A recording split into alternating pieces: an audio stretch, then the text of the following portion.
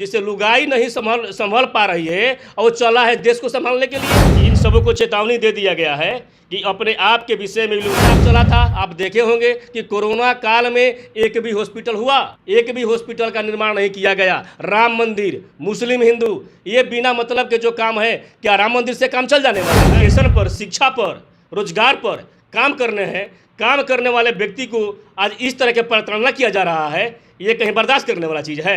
देना है ईंट के जवाब पत्थर से देना अनिवार्य है। जो जैसे लैंग्वेज में बात करता है, आज के परिवेश है कि उस तरह हमको पेश आना होगा।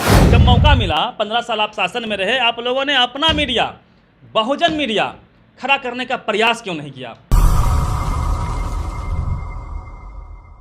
इस वक्त हमारी मौजूदगी आरजेडी कार्यालय पटना में है। बिहार में जब से महागठबंधन की सरकार बनी है, लगातार सीबीआई, ईडी और इनकम टैक्स का छापा चल रहा है। इन्हीं सब मुद्दों पर बात करने के लिए आज हमारे साथ राजेश खरवार जी होंगे।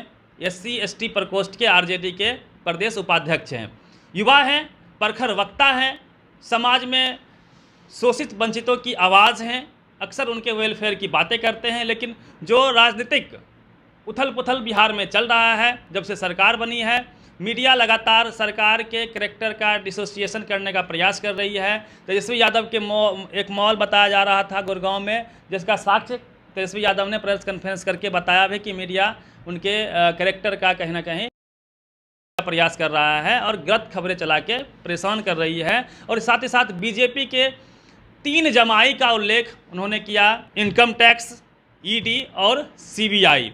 सबसे पहले आपका नेशनल दस्तक बहुत बहुत स्वागत है। सबसे पहले मैं नेशनल दस्तक न्यूज़ को बहुत बहुत धन्यवाद देना चाहूँगा, बहुजन समाज की, जो कि आज नेशनल लेवल पर बहुत सरगर्मी से आपका चैनल जो काम कर रहा है। देखिए, आज के जो दौर चल रहा है बिहार के अंदर में, ईडी, इनकम टैक्स, सीबीआई, ये सब कुछ नहीं है। ये सब भाजपा के सब जमाई हैं। 3 नहीं, 5 लोग हैं। ये सब भाजपा के इशारे पर सब कुछ हो रही है। वो 2 कौन? नहीं, 2 कौन है जानने वाले जान रहे हैं, लेकिन 5 लोग हैं, समझे ना। और ये भाजपा के सब जमाई लोग हैं। इनको सोचना चाहिए, आज के परिवेश में जो लोग विकास की बात करता है, जो विकास कर रहा है, जो अपने वादा किए 10 लाख नौकरी के हम जो वादा किया गया, रोजगार के वादा किया गया, विकास करने वाले के व्यक्ति के ऊपर इस तरह की जो भाजपा के जमाई लोग हैं ये काम करवा रहे हैं, ये कहीं ना कहीं उनको आने वाला कल के लिए बहुत घातक हो सकता है, ये सुनिश्चित है। देखिए, एक दौर था जब ईडी, सीबीआई, इनकम टैक्स किसी नेता के घर पे छापे मारते थे तो जनता के बीच में एक परसेप्शन जाता था कि वो नेता चोर है, उसने भ्रष्टाचार किया होगा। लेकिन इस बार माइंडसेट बिल्कुल ही उल्टा है। जिसके घर पे देश में छापे पड़ रहे हैं उनका जनता के बीच में मान बढ़ रहा है।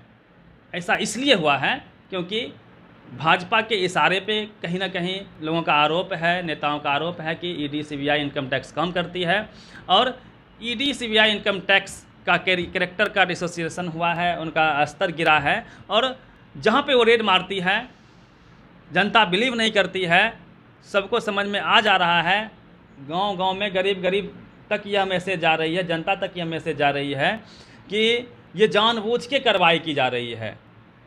इस पे आपका क्या कहना है? बिल्कुल, आपको क्या लग रहा है? आज के जो स्थिति है, ये जानबूझकर बिल्कुल अत्याचार, ये लोग तो बखुला गया है। भाजपा वाले जो लोग हैं, ये लोग तो बखुला गया है। अब ये लोग को तो चारा चलने वाला है नहीं।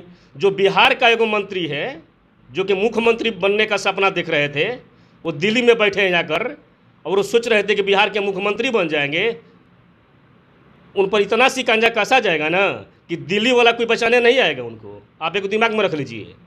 और ये लोग जो कर रहे हैं, हम कहते हैं कि जब सीबीआई जांच करना है तो गिरासी के करो, अश्वनी कार चौबे करो, और बहुत सारे बीजेपी के लोग हैं उनको भी करो ना, कि केवल आरजेडी के ही, तेजस्वी यादव के ही केवल टारगेट किया जा रहा है। ये कहाँ के न्याय है? आज सुनील, MLC सुनील, आदरणीय सुनील जी यहाँ जो आज छापेमारी किया गया, ईडी गया वहाँ पर, ये बिना इन्फॉर्मेशन के किसी घर में प्रवेश करना और जाकर वहाँ क्या ले लिया लोग। आज तेजस्वी जी के ऊपर आरोप लग रही है कि उनका मॉल है, ये है, वे है, क्या कर लिया लोग। ये सब देखिए, ये सब कुछ नहीं है। और ये लोग अपना से सोच ले और समझ ले, ये लोग को बख्शा नहीं जाएगा। आने वाला समय में, अभी प्रेजेंट में जो बिहार के भाजपा के जो विधायक मंत्री हैं, एक एक लोगन के हम लोग जांच करने के लिए तैयार हैं और जांच करेंगे इन लोग को भी, कौन किसके पास कितने संपत्ति रखे हुआ है लोगों ने। मीडिया चला रहा था, मशीन लाए जा रहे हैं, करोड़ों रुपया होने की संभावना है, मशीन से गिने जाएंगे। जब मशीन से गिना गया तो मात्र 2 लाख समथिंग, 3 लाख से कम ही पैसा इन कैश सुनील जी के घर पे मिला था। तो मीडिया जिस प्रकार से सनसनीखेज बनाती है, जब आपके साथ आरजेडी के साथ हो या फिर जहाँ भी सामाजिक न्याय की लड़ाई करने वाली पार्टी, चाहे वह शिबू सोरेन की पार्टी हो, झामुमो हो, या फिर आरजेडी बिहार में हो, या फिर जो विपक्षी पार्टियां हैं, चाहे मायावती जी क्या हो, सपा का हो, तो मीडिया सनसनीखेज खबर बनाती है छोटी छोटी बातों को। वही जब बीजेपी का खबर होता है, छोटा सा कोई काम करता है बीजेपी, उसे प्रचारित करने का काम मीडिया करती है।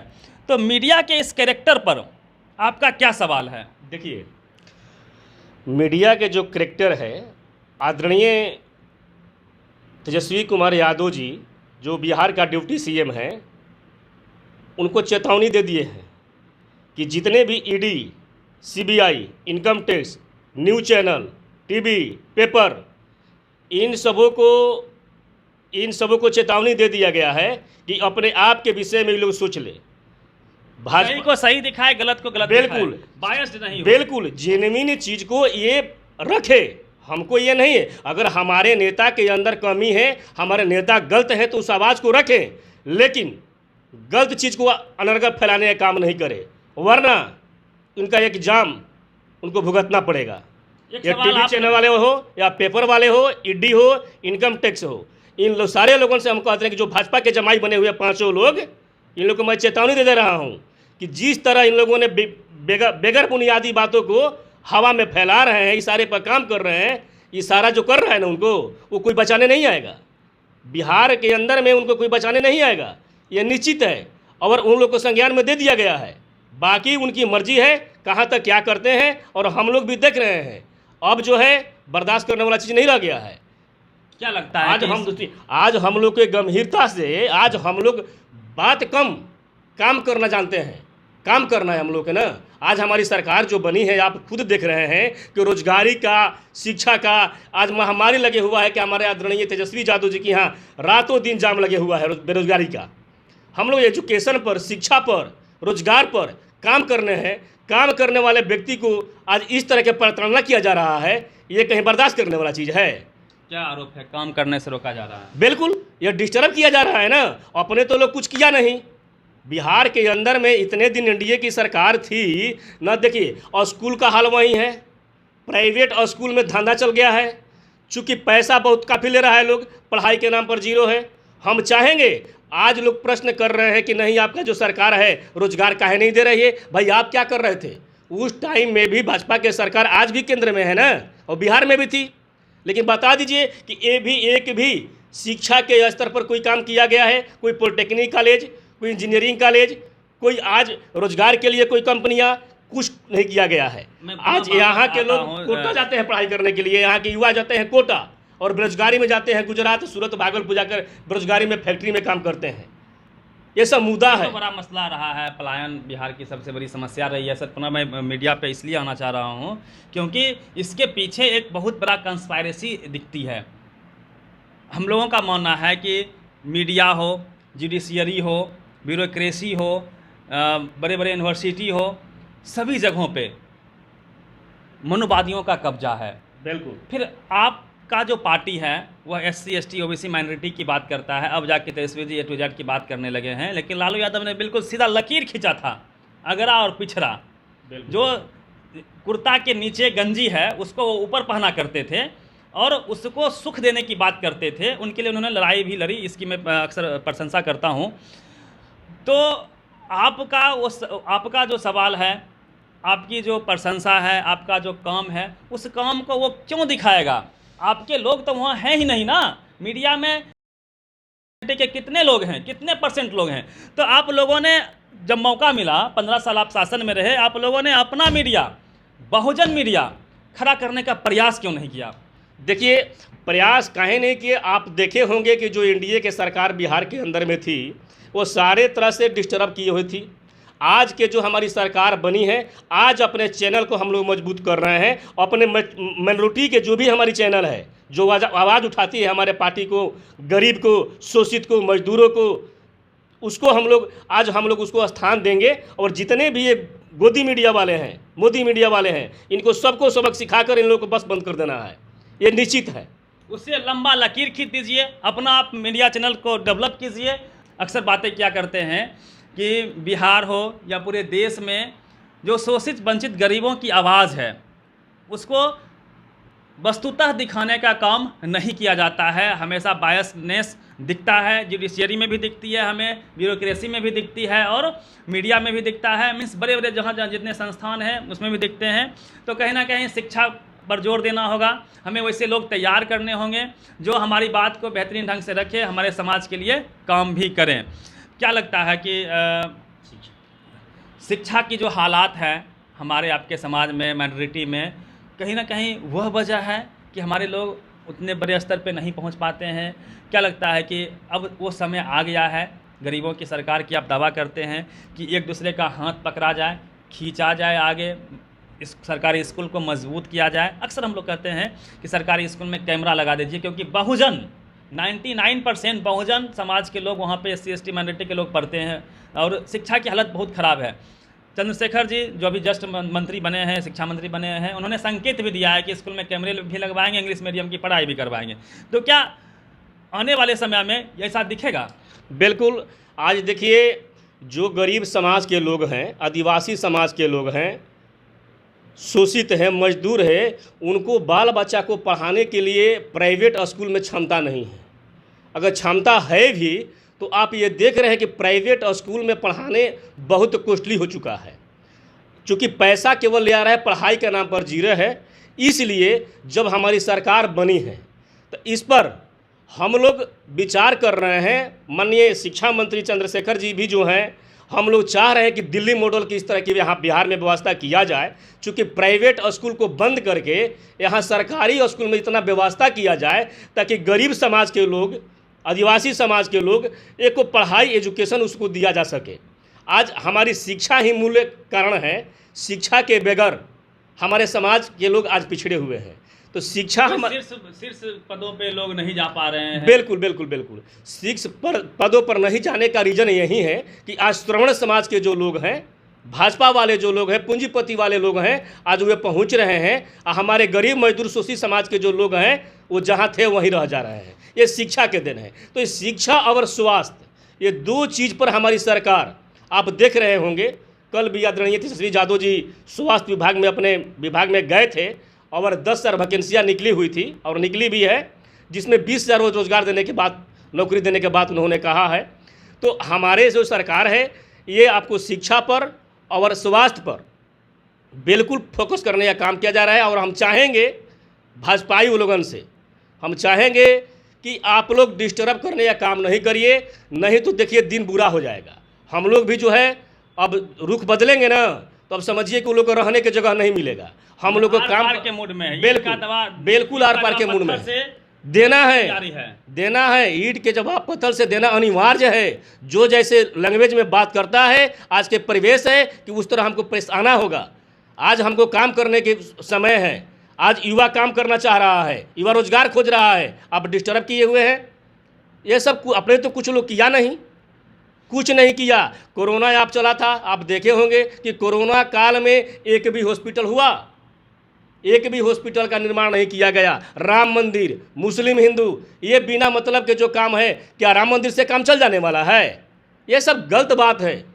ये सब भाजपा के जो लोग हैं, ये सब अपने देश पर, भारत देश पर, जिनसे आप ही बताइए कि जिनसे लुगाई नहीं संभल रही, जिससे लुगाई नहीं संभल पा रही है, और वो चला है देश को संभालने के लिए। खरवार जी, एक सवाल रहेगा कि आपका जो समाज है, जो ST समाज है पूरे बिहार में, उसकी स्थिति आज भी कहने में बुरा लगता है, लेकिन पशुओं के समान कहीं ना कहीं देखने को मिलता है। हम लोग जब भी उतरते हैं मैदान में, चाहे मुसहर समाज हो या फिर जो ST समाज है, आज भी उनके पास ना घर है ना ज़मीन है, काफ़ी गरीबी है रहे हैं। बिल्कुल। उनके जीवन स्तर को बदलने के लिए जो कि आपकी सरकार है, तो क्या प्लानिंग है आपके अंदर? क्या हर घर को पक्का का घर मिल पाएगा, ज़मीन मिल पाएगी, उन हर घर में शिक्षा की लौ जल पाएगी, सभी बच्चे पढ़ पाएंगे? ये कब तक सुनिश्चित हो पाएगा? कितना इंतजार किया जाए? 75 साल आज़ादी के हो गए हैं। क्या लगता है कि उस दिशा में आप क्या प्लान कर रहे हैं? देखिए, बड़ा आप गंभीर सवाल पूछें, जेन्युइन सवाल पूछें, और ये सच्चाई है कि हमारे समाज के लोग, आदिवासी समाज के लोग, SC ST के समाज के लोग 75 सालों से वंचित हैं, लेकिन 75 नहीं, सदियों से अब तक वंचित ही हैं। सदियों से। लेकिन आज के जो स्थिति है, अब हमारे समाज के अंदर में और हमारे अंदर में पूर्ण विश्वास है कि हमारी सरकार आई है। ये जितने भी दबले कुचले समाज के लोग हैं, इनको सभी को माने पक्का का मकान, घर, सभी कुछ, जो भी शिक्षा, जितने भी हो सके, हमारे सरकार आज राष्ट्रीय जनता दल इस पर करने के लिए अडिग है, और राष्ट्रीय जनता दल हमारे समाज की, हमारे अति पिछड़े लोगों की बात को रखेगी, ये निश्चित है। चलिए, बहुत बहुत धन्यवाद आपका, आपने वक्त निकाला नेशनल दस्तक से बात करने के लिए। बिहार में राजनीतिक उथल पुथल काफ़ी तेज़ है, और सामाजिक न्याय की लड़ाई लड़ने वाली RJD आज पुनः सत्ता में आई है, और इसी से जो गरीब हैं, शोषित हैं, वंचित हैं, निचले पायदान पे हैं, उनके अंदर एक उमंग आया है, एक नया विश्वास जगा है कि उनके ज़िंदगी में कुछ बेहतर होगा। और यह देखना शेष होगा कि हिंदू मुस्लिम की राजनीति से ऊपर उठ के सामाजिक न्याय की बात क्या आगे कर पाएगी RJD? क्या पुनः उसी तेवर से, जिस तेवर से लालू यादव ने, कांसीराम ने, रामविलास पासवान जी ने, नीतीश कुमार ने काम किया था, क्या वही तेज़ और तेजस्वी उसी तेज़ रफ्तार से काम कर पाएंगे और शोषित और वंचितों के जीवन स्तर को बदल पाएंगे? धन्यवाद।